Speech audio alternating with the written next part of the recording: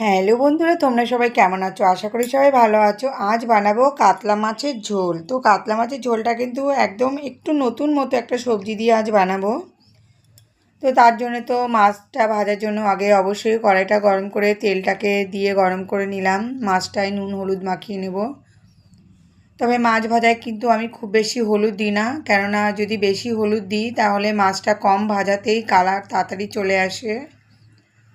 তার জন্য আমি কম হলুদ দিয়েই মাছ ভাজি, যাতে মাছ ভাজাটা পুরোপুরিভাবে বুঝতে পারি। অল্প ভাজায় যেন বেশি ভাজা না হয়ে যায়।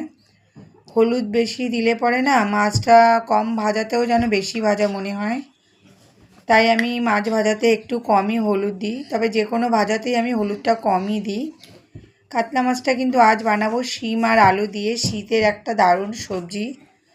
অনেকেই শিম খুব পছন্দ করে, আবার অনেকেই পছন্দ করে না। মশলা কিন্তু বিশেষ কিছু দিইনি, টমেটো আদা আর লঙ্কা এটা দিয়েই, এই মশলা দিয়েই কিন্তু আজ আমি শিম আলু দিয়ে কাতলা মাছের ঝোল বানাবো। কাতলা মাছে কিন্তু এখানে পেটি আর মাথা আছে।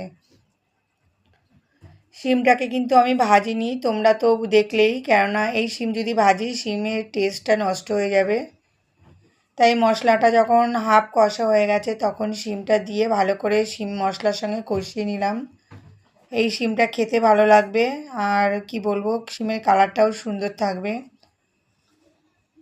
ঝোলটা এরই মধ্যে ফুটে উঠেছে, দেখো। গল্প করতে করতে মাছ আর মাছের মাথা দুটোই ছেড়ে দিলাম। এবার ঝোলটা ফুটে ওঠার অপেক্ষা। ঝোলটা যখন ফুটে একদম শুকিয়ে যাবে তখন মাছটা রেডি। ভিডিওটি কেমন লাগলো?